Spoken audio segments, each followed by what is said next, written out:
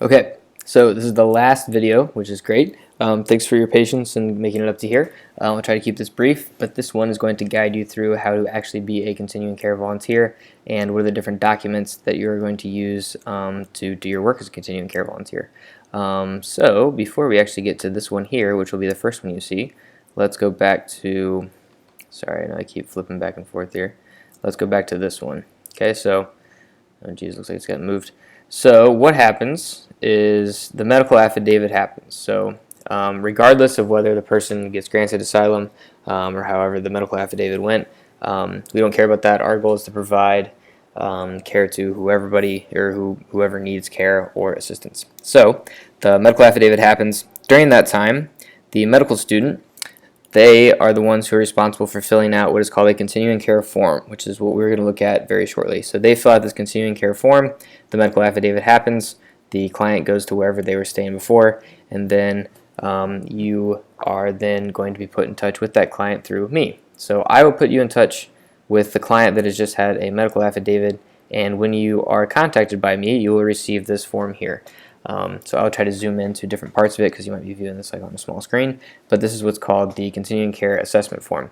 So what this does basically is it gives you a couple different things. So it's pretty short, but what it gives you is this top half here is aimed to give you the best way, a little bit of information too, but the best way to get in contact with the client. So that includes client name, referral completed by, this will usually be either the student or sometimes the legal team will have completed this.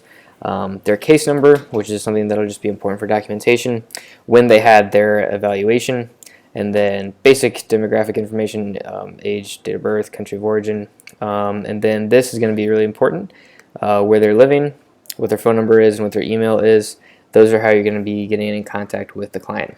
Another thing is that some of these clients might be either kids sometimes, or they might be people who require the assistance of somebody else, and so their contact information is also put on here. And then lastly, we have whoever their lawyer is, as well as their lawyer's contact information. Unfortunately, for a lot of cases, it's going to be sometimes it's going to be best to go directly through the lawyer because people might not have access to a phone or any kind of email. Sometimes they do. Sometimes they have been in New York City for quite some time and they actually know the city better than we do. But you can really get a wide variety of cases. So it's really important to have all this information. Then we have a pretty crude way actually of assessing their needs. So again, this is a very, very, very basic needs assessment, but it's something that's easy for everyone to fill out. And we've noticed that we've gotten greater, we get more people actually completing this form because the medical affidavit process is pretty, a little bit hectic and there's a lot that needs done. So anyway, we have stuck with this really basic assessment here. And I bring that up because you might need to do a more in-depth assessment because this is all that you're going to originally get. So what this is it kind of details a lot of different categories, and we have people basically just check off where they fill or where they find themselves with regards to these different services. So you've got physical health services, mental health services, education, employment, safety, housing, food, transportation, and assistance with children. So they can either check it's a dire need, that they need this need met immediately. It can be somewhat of a need, maybe it's not anything urgent, but it's something that they'd like to get taken care of, or maybe they don't need assistance with this at all. And sometimes we do get cases where they don't need help with any of this. Sometimes we get cases where there's like 5 things that are a dire need. So it really, really depends on the case, depends on the client, depends on their circumstances. So you kind of got to be ready for everything or anything. And then lastly, there's just a bottom section here. A lot of times you can find really helpful information in the bottom section because they might include maybe the best way to get in contact with them, or they might provide additional information about these different needs in this bottom section here. Okay, so again, you'll get matched with a client. I will do that. I will match you. I will send you this form, and then it is your job to get in contact with them. So this is where your expertise comes in. So your job is to try to, first off, I think it's important to recognize that this is going to be, this is going to be pretty heavy work. You're going to be dealing with people who have obviously really been through a lot and who might have a lot of needs and might have a lot of serious trauma. We're only expecting you to do so much. So if you should be able to read the situation, especially a lot of you might have worked with refugee populations or asylum seekers before, but we're not going to ask you to do anything extreme. So for example, we had a case where somebody was having an acute psychiatric episode that required them to be hospitalized. We're not going to ask you to be any kind of, to provide any kind of care, or if the situation escalates to that level, which it can. Again, these people are having to deal with quite a lot of, a lot of times a lot of trauma, both physically and mentally. But we're never going to ask you to kind of deal with that situation. Also, please know your limitations yourself. Perhaps if you're taking some kind of like a new psychotherapy class, this is not your opportunity to try that out on somebody. Do make sure that you refer people to as professional level care as possible in these situations. If you ever have any questions about that, you can obviously contact me, but I think you know what I'm talking about. So you get this form, and then your job is to try to connect the person to other resources that will best help them meet their needs as outlined in the bottom section of this form. And then how do you do that? Well, a great place to start is going to be, like we mentioned, this form that we are hopefully all going to contribute to fill out to make super robust, and you'll have a big bank of resources to refer to. That is a great place to start. So maybe somebody checks off they are really in need of mental health care services. Then ideally you'd be able to go here. I know we're all going to add hopefully a couple mental health organizations here, and you might be able to start contacting them to see if they would be willing to see your client or to meet with your client, and so on and so forth. And you can do that basically for all the different services. So it sounds simple when I say it like that, but it can be quite complex.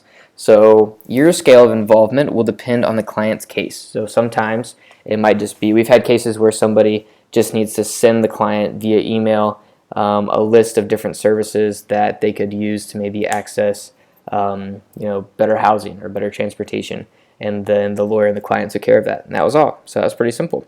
Sometimes you might have a client who feels pretty out all on their own. Maybe they don't have internet or something like that, so they might only have a phone, and the continuing care volunteers had to call them and kind of get a better assessment of their needs, see exactly what their availability is, kind of learn more about their situation, and then try to find a way to connect them to different resources. If you ever, sometimes it might require you actually meeting with a person in person. Again, use your own judgment on that. We don't require that. If you ever feel unsafe or just uncomfortable doing that, please let us know. But sometimes people might need help getting around, especially if they're brand new to the United States. They might need help actually going to get access to care, and so that's something that that we would like for you to do if that's something that you're comfortable with. Again, if you're not, please let us know. But cases just really vary. So again, a great place to start is just by contacting them. So you can contact the client individually and trying to get a better idea of what their needs are. And again, that can be via email, via phone, or maybe contacting them in person. And then your goal is to try to do whatever is necessary to get them contacted to those different resources that we've talked about. Okay, and again, that can take a lot of different forms. It can just be letting them know what resources are available. It might be actually helping them get to that place, maybe showing them how to use the subway, or helping them get there.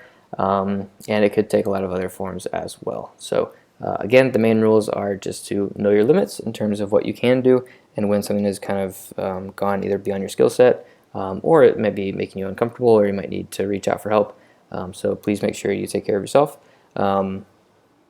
and then try to get them connected to as many different resources as possible. That would be awesome. Okay, so it sounds simple, but I'm trying to keep this short, but that is your job as a continuing care volunteer. And so you're always welcome to use resources that are outside of the list that we're going to pile in here. Any kind of connections you have, any networks that you can tap into, that would be really awesome if you could help leverage those for our clients. Okay, and then the last thing I will bring your attention to is this here. So this will be the final form that you fill out, but it's something that you can also fill out while you are taking care of your case. So this form here is the continuing care case summary. So this is something that we're trying to add for this year because we don't do a great job of keeping track of what happens to our clients, which is something that's really lacking, and we want to make sure that we have good opportunities for follow-up and so on and so forth. So again, really simple form here, just trying to make it easier for everybody. But what this will basically do is allow us to have some record of any kind of interaction that you have with your client. And so you just provide the date, the case number, and again, that's on the continuing care form, what your name is, then some information about the client, where they're coming from, what their date of birth is, what their age is, Truth be told, all of this is probably enough information for it to be identifying information, but we just don't want to put their names to provide some kind of security here. We'll try to put this in a database that is secure as possible. And if the client doesn't want to put this information here, that's okay as well. But the case number is the most important thing if we could have that. Their contact information, again, especially if they are going to need further follow-up, having this will be super important. And I've left it blank just so you can fill in what is the best way to contact that person. So if phone is best for them, then put that. If email is best for them, then put that. And if they have neither, then just put whatever other means we have of contacting them, as well as their lawyer. We always feel like that's important to have too. The first thing is to put a brief summary of the client's initial needs. So again, when you first got the client, what their needs were, just give us a brief description of what that was. And then you can have, this is kind of the main meat of the document, is a description of all the interactions that you had with the client. So it might say, I don't know, October 1st, called client, got a more detailed description of their needs, identified housing for her and her 8-year-old child as a big need, starting to work on that now. Great, so that's your first interaction you had with them.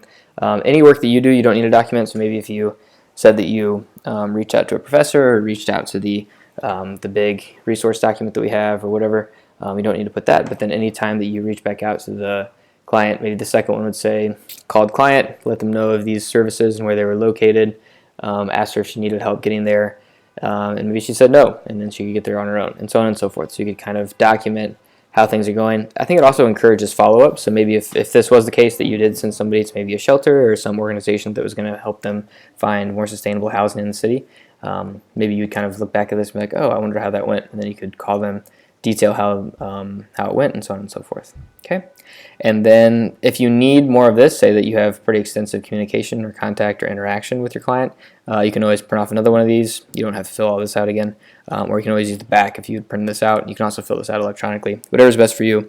It doesn't have to be superficial. We just want to have the information, so you make the call there.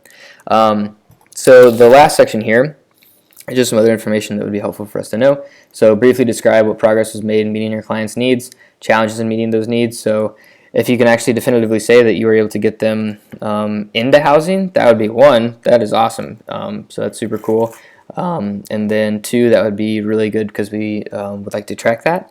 And then different challenges that they might have in meeting those needs, you could put that there as well. Maybe, just different hurdles you had to go over, and just different things that we can have just so we have more institutional memory around our different cases. What resources were most helpful? Again, this is going to be huge for identifying where we want to return to. So the big vision is that once we have that big resource document that outlines all the different organizations that we would like to work with, we would also like to be aware of which ones we've worked with in the past and which ones have been really good to our clients and been very helpful. So any resources or any organizations or any different networks that you reached out to, if you could detail those here, that would be huge. Third, do you feel that this patient would benefit from additional support from the Columbia's Asylum Clinic? Again, for whatever reason, you might not be able to stay in contact with this person, and so if you think that we should try to find another continuing care volunteer for them, do let us know, and please detail what other needs they have in this section here.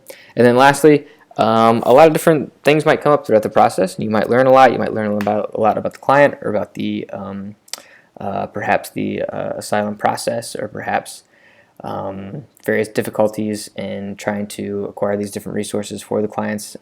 Anything that you think that would be super helpful, you can put here in this box here. And again, you're not limited to these boxes. A lot of these are really, really big questions, and you could put quite a lot in all of these. And if that's the case, you can always just send a blank Word document with all that information as well. So I just wanted to keep it pretty simple and easy if you're to print it out, and also kind of confined to one space if you're filling it out electronically. Okay, so that's it. Also at this time, I'll take the opportunity to let you know of your password for this one. So your password for this one is, we'll kind of sneak it in here, is Elizabeth. Okay, so I'll delete this when I send this to you, but your password is Elizabeth for this third video. That brings me up to our last point, which is, man, it's just quite a heavy thing to talk about, especially nowadays, but a lot of our cases are not quite a lot, I'm not sure the exact percentage, but we do have not an insignificant proportion of our cases do happen in detention. Where they're actually in Elizabeth, New Jersey, so there's an ICE facility out there. that is always a tricky situation. One, it's usually pretty difficult to even get a hold of the clients, as they don't really have a whole lot of access to the outside world. For those cases, though, it is still really valuable to have a continuing care volunteer. You might be working primarily with the client's lawyer, but trying to reach out and trying to figure out if there are any organizations that would go visit the client while they're in detention, or just anything that we can do to help provide assistance to those asylum seekers while they're in detention is huge. Again, those can be some of the most challenging cases, but those can also be the most rewarding if you can get one maybe volunteer mental health person to go out there. Maybe the lawyer will help pay for the Uber or whatever to meet with the person just once. That can be that can make all the difference in the world to those people who are unfortunately confined to that situation. So just want to make you aware of that. That will come up, but we still do take those cases and we do try to provide as much as possible for them. Okay, so in summary, you will receive this document here, which gives you an initial description of what the client's needs are and how to best contact them. Your job is then to try to put them in touch with resources that will help alleviate those needs, and to contact them and to help them, guide them through that process, make them feel as welcome as possible, and try to feel as comfortable in the city as possible. And to find your resources, you will refer to this document, which we are going to make awesome together.